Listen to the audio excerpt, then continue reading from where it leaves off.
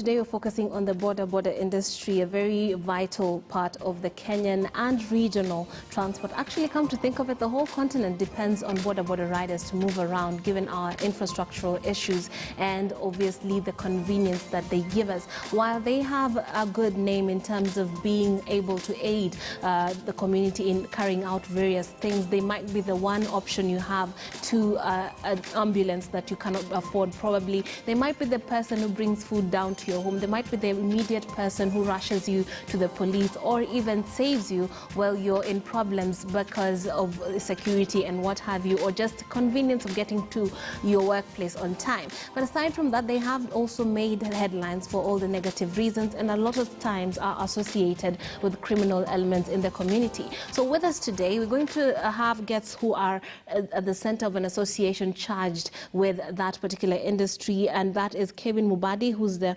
national chairman of the Boda Association of Kenya, as well as the Nairobi County Chair Samuel Nganga, who is in full gear. He's wearing his leather outfit just to show you that safety is something that they do take as a priority. And while let's start off at a point where we're looking at a recent incident that has been mentioned and was adversely covered in the papers yesterday.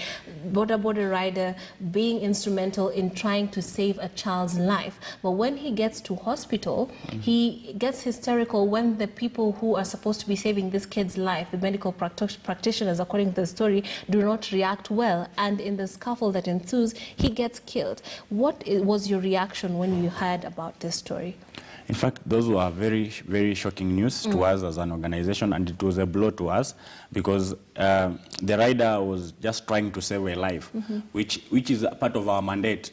Because when you look across the country, whenever there's any emergency, whenever there's any accident, we are the ones who are there at the first point to ensure that we try and assist.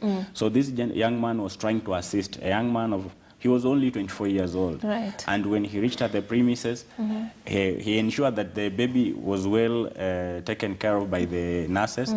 And when he came back out, I heard the guard was asking for some bribe, like 50 shillings, to ensure that he picks his bike from where he parked, because the riders are not even allowed to park near the hospitals. You only park very far away.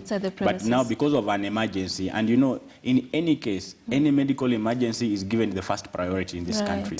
So he was just doing what he's obliged to do. But out of a sense of duty. Yeah, a sense of duty, and to ensure that he saves a life. But through that, he got shot by a security personnel in a scuffle that ensued that. What was your reaction when you heard that story? On my side, it was a shock while seeing a rider trying to save a life. And in that process, he himself lost the life. So it was not a good report for most of the borders, especially as a rider. I was very shocked. And to see a security man or a police officer who is supposed to be saving, to be helping or securing people's life, he's the one who is damaging our people. Right. Now, from the information that you have already gathered, is it that he posed a lethal threat to the police officer? That's why he had to use the gun to shoot him. Was he a threat to the police officer, or what was the reason given for him being, shot? The guy was not a threat, considering that at that moment he had already been arrested, and he was in the custody at the gate. There is that security house at the gate. He was already in that house. So I think when the guards called the police officer, they called the police officer that the guy is being unruly. So we expected that the duty of that officer was to come and arrest the guy and take him to the police station so that they can open some charges if there were any. But that obviously did not happen because this man lost his life. And when you look at this story, do boda riders typically find themselves engaged in such violent encounters with law authorities? Yeah, to some extent, you find the way our law enforcers do took our rights, whereby you'll find a rider is in the right of the road, and the police or the road enforcers will just react as if they are dealing with an animal.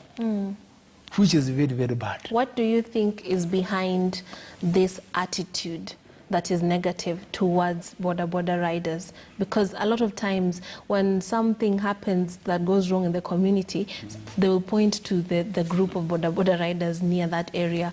A lot of times they are blamed because, what do you think is behind this? Because a lot of times they've been associated with crime, criminal elements, or being used by robbers to go and, get to someone that they can, rob. But do you feel it is justified? What is behind all that? Okay, there is a long chronology of events that led to where we are right now. Because boda, some years back, it was taken as an industry of a failure. Okay. When you cross your roads with your parents, you go pick a motorbike. When you fell out of school, you go pick a motorbike.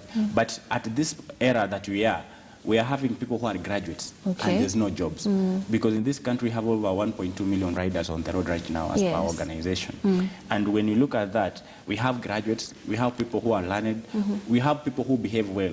But we still have that bad element. We can't say that we are all good. We have that bad element that is still in the sector, and that's why as an organization we are trying to make sure that we work with the security and the government to train these people and weed out the bad element through registration and ensuring that we have proper identification. Another challenge that came in is that we don't have regulations when you go to buy a motorbike to educate what are you going to use it for.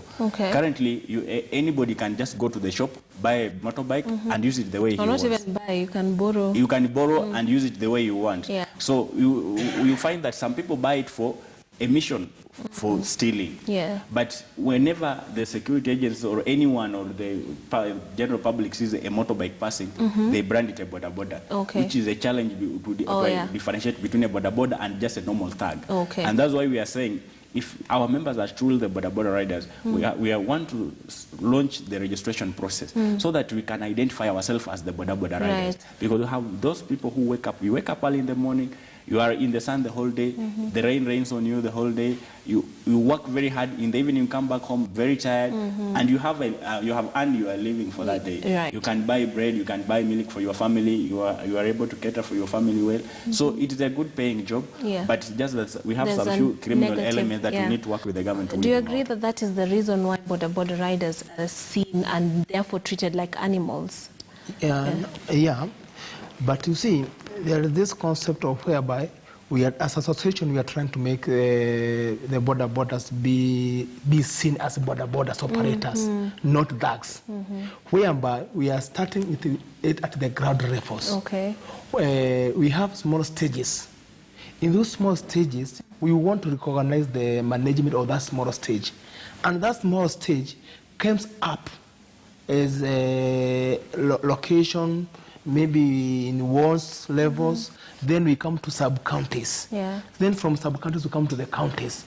So we get all those data, whereby the chairman of that small stage connects with the chairman of the location, so that anybody operating in that locality, we have his detail. We know his name, the origin. If he comes from Mombasa and he's working in Nairobi, let us have in the information. And then, through the connection of the national management, where my Kevin is, we will now coordinate. That somebody comes from Mombasa, comes from Kakamega, comes from Nyeri, and he works in Nairobi as a boda operator. We have that connection to get all the details of that person. So if he or she might be connected with any crime, we as the bodas, we have the capacity to take that person to the police station. Currently, as I'm a normal operator within the current area. And in that area of my where I normally work operates, I have all the data of the boda operating within that area. And if the stage and the management of that stage point somebody, then so and so, the way he is behaving, he is not a real boda. So, as the chairman of that area and the security agent within that area, I have the capacity to get that person, give him or her to the security agents. Then the security agents starts the investigation from there. And through that one, we have come to realize some of the people who have been heading themselves in operating boda, but they have their own interest of maybe drugs abuse, drugs. We have tried our best to weed them out, to withdraw them from our association, and let them face the role of course. Of course. Yeah. And so do you believe that this type of interactive and interconnectivity between communities through your national level of management would help actually weed out the rogue elements in there? Yeah, very true, because when we'll have all the guys now registered, they are well known, they are identified, because when you see any motorbike pass, you can easily check with the organization into the system, then we can give you all the details. And because currently, as we are right now, most of the motorbike, someone just went to the shop, bought the motorbike, he never did a transfer. So whenever they commit a crime anywhere, and you go to search at NTSA or with any other government shop, you can't get the details. You just find they are still reading the dealers. So you can't trace back to the real owner of that motorbike or the actual user. But for us, as we are doing as an organization, we have made sure that whether that person has transferred or not, we have all the details up to the next of kin and anybody that matters up to where he operates from. So this way we'll be able to weed out all the criminal elements in this sector. And as far as you managing how they operate is concerned, what about safety? Because for the longest time we've been told this story of how hospitals are now setting aside special wards just because of, you know, rider accident or accidents associated with boda riders and their passengers or their clients. So what are you doing to ensure that we have less and less of accidents and people's lives are not put at risk? Because while he's dressed like this, full gear, the leather, the padded jacket and the helmet right here, not everyone you would see on the road as a boda rider would be dressed as he is. The boots might be missing, or they might just have the helmet and the rest is, you know, maybe an official trouser or what have you. So what measures are you taking to ensure that safety is a priority?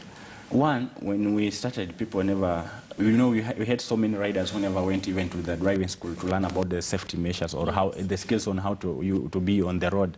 And what we are doing as an organization, we're working very closely with the NTSA, National Transport and Safety Authority. We're working with the police. We have been going around the country in different counties trying to sensitize these people. You know, information is power, and if you don't know something, you just don't know. You don't know, but if you have information, then we'll always go back to information and check, okay, this is right, this is bad. So we are training them on road safety issues to ensure that they adhere to road regulations that are there.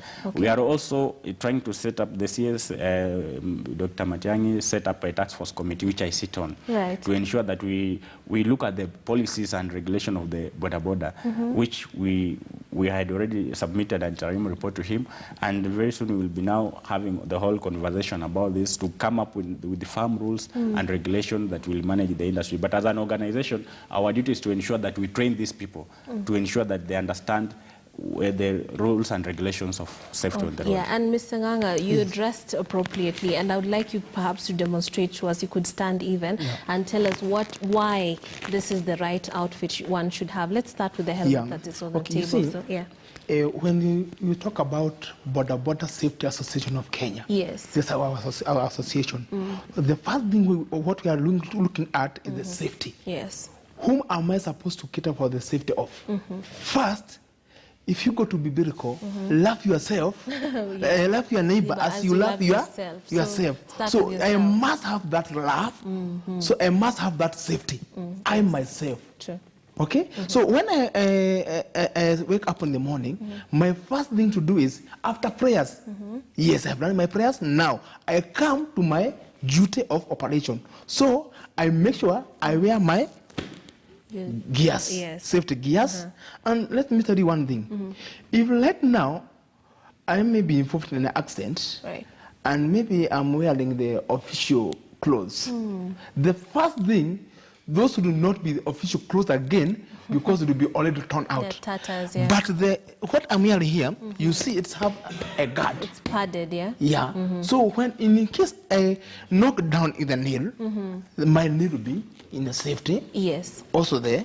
The elbows. The elbows, because the first point to reach down is the elbow, is the nail, the elbow, on the head. So before I come out of my room, I must wear my helmet, Okay? And when I wear my helmets, it's not just wearing my helmet. I must make sure it's well tied up. So, whenever I come into in motion of accident, Yes. the helmet will be very tight to my head. Okay? The other thing, we have some bodabodas who normally operate while they have opened. It's up, yeah. You see this one? It's not meant to be like this, but you are supposed, when you are in a light, you just cross it. Yeah. Okay? So when you cross it, you make sure, when you are on the move, there are other obstacles which might come to your eyes. Yes, insects, things Insects, like that. maybe some sards, maybe when you are in a load, the road is carrying sards. Those particles may cause your eye not to have good sight. Yes. And they can cause an accident. So make sure you cross your, this is our windscreen. Yes. So you make sure it's closed. Okay? Now, when the reason of putting this, you may find somewhere you want, maybe you want to enter, like when I was coming here, I must open. It's Yeah. not a must I remove the whole helmet thing, because you need to see the face of the person entering the premises. Yes. You see? So that's why we are talking about the safety. The other thing, this is my safety. What about other road users' safety? Right. Before my customer, after getting a ride, a customer whom I'm going to transport from point A to point B, Yes. let me follow the rules of the road. You as a client, get the reflector jacket, the helmet, and before I start the ride, let me confirm with you, the customer. Are you ready for the ride? Because I must set the bike, and yet you are in another world, think about other things. And when I put the first gear, the bike would be in a motion, and just fall. That's an accident. Yes. So I must have that communication with my client. Yes. The other thing, when I'm transporting you from point A to point B, Yes. let me know my point A is where I am, but point B is where. You might be saying that latch me to GPO. I don't know where the GPO is. Yes, true. So you may find myself going along Cabanas, and here we are going to GPO. True. So let's get the destination of the customer. The other thing, there's some behaviors of one of our leaders, whereby some people mingle along the trying cars. to escape traffic. Before you mingle, make sure there is space. All right. And be observant of the car in front of you. Maybe he have decided to change the lane, but in his conscience he have not decided, not idea of indicating. So you just enter and then you collide. So always let us be careful when we are on a motion. Right. And I'm seeing something missing. What about the boots? You haven't explained why these are important. Okay, now you see, when I myself am the body of the bike. So make sure the boot you are wearing is up to just next to the knees. Okay. Why? When you are in a motion, there's that width, and in this ankle, you will get a lot of cold. All right. So the key point of putting those boots is to keep your legs warm. Okay. You see? And the other thing, when this is the reg that you normally use to put gear on. Okay. Okay? Yes. So if you are in like my brother here, you may be putting a gear, and this is a mechanical problem. In that mechanical problem, the gear selector refused to enter the gear. Okay. Okay? And in that process, maybe you fall down. Right. So the boots will safeguard your leg, your foot when maybe you're the dislocations. You see? Okay. Yes. Thank you. And perhaps gloves, are they important? Yeah, they're important. They're in my bike. Okay. Yeah, I have full compact. All right. Thank you, Mr. Ganga. And perhaps let's look at the affordability, and maybe that's why many boda riders are not gearing up fully like he is. Is it affordable for them to get? Yeah, to be honest, these gears are somehow very expensive in this country because maybe of taxes and so on. And this one, with all this, we had 100 of this full gear like this. loans, which were supported by Visa, and I can assure you they are not cheap. They are very expensive. Yeah. And we think when the government, if the government really thinks about safety, let all safety equipments be tax-free. Yes. So that our members can be able to afford. Yes. And I'd like to talk about another issue, you not being allowed to operate in certain areas, and the CBD and certain select areas of the city or the country. Has this affected you, and what was your reaction when your riders were not allowed to, do business as usual in certain areas? It really affected the business. Mostly people from Nairobi County, they have really been affected with this ban. But we learned that it was because of insecurity issues. Yeah. And we tried to raise our concerns and how we can easily solve the insecurity issues through registration, through making sure all the members have numbers, through ensuring that people operate in a very organized way.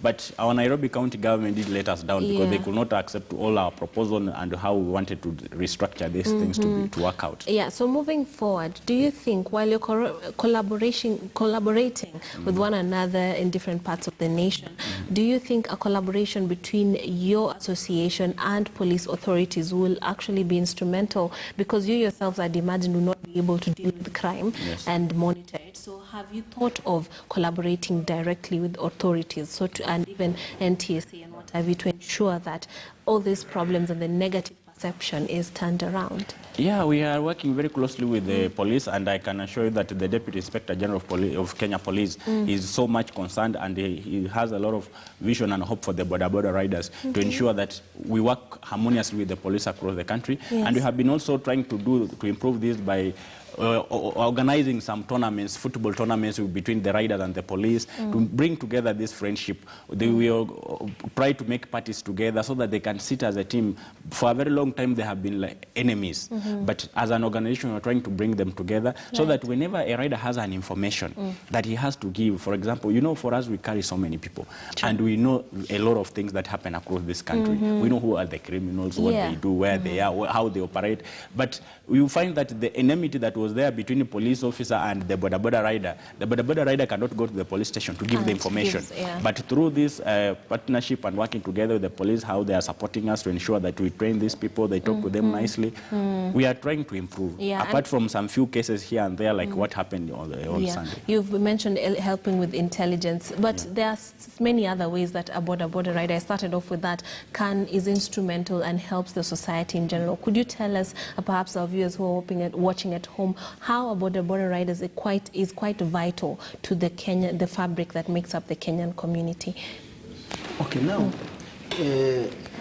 let me come back just a little. You see, now we have a lot of businessmen who normally import bikes to Kenya. Yes. But their business, after they put their bikes in the showroom, and you come and buy that bike, that's the head of that partner. Okay. The dealer of the distributor of the bikes in Kenya. Now, as an association, we are looking forward to those partners, all of them. Oh, even the business community. Yes. Okay. Because if you want the business to continue, you must make a follow-up. Sure. Why am I saying this? If you have a disease and you go to the hospital and the doctor gives you the medicine, and the disease is still going on, the doctor has a capacity to make a follow-up. Yes. Now, and don't see the need of you to be a motorbike seller, but what the operators are facing, you don't want to care of. You see? The other thing, for the city askaris, the county government of Nairobi, there is not a single day they have called the bodas operators in Nairobi, especially readers. We sit down and have a public participation. Right. This is why we are saying no operating of boda in CBD. They just gave one reason that a boda in CBD snatched a gold from a lady. Oh. But my big question is, until today, those cameras that seen that lady with that golden chain, captured the time of snatching. Why did they not have the capacity to follow up that rider where he went to and where he was coming from? You see, so that was just a statement to eradicate all the border bodas not to operate within CBD. The city. Yeah. But the thing is, if they want to the operation of the boda in Nairobi to be good and in a good atmosphere, let them calm down, listen to boda. Yes. How are we going to support them? Right now in Nairobi County, we have 85 wards. Right. And each and every wards have more than 500 riders. Yes. If you make that total, within Nairobi you have 42,000 riders. Right. And if they want us to just to pay the revenue, a boda can do so. But now, how am I going to pay the license of operating within CBD or within Nairobi County? Yet, when I'm still on the road, I'm worried. Yes. You're not worried. Okay. You're just feeling secure. Also, and I'd just like to invite Mike, who might have a contribution to this issue of bikes, but just your finishing comments. Yes, maybe also to say on the importance of the boda rider in this country. You know, it has employed so many youths. 1.2 million youths, when they queue up at the Public Service Commission. You can imagine that the government cannot hold. And the other thing that the boda sector have done in this country is that they have eased the means of transport. Where the vehicles could not reach, where there are so many bad roads, we are able to reach there. The second thing is that we have improved the economy of this country, because when we buy milk, we buy sugar, we buy unga, we contribute to the taxes of this country in a huge way. And through self-employment, we are able to pay our own school fees for the children and everybody. So it's very good for local economies. Thank you very much, Mr. Kevin Mubadi, who's the Boda Association of Kenya National Chair, and Samuel Nganga, who is in charge of the Nairobi County Charter. Do you have anything to say? Yes, well, first of all, to thank you for coming, and we cannot downplay the impact that boda riders have made in our economy by virtue of the work that they do. The only thing I think I would add is to do with attitude change and training.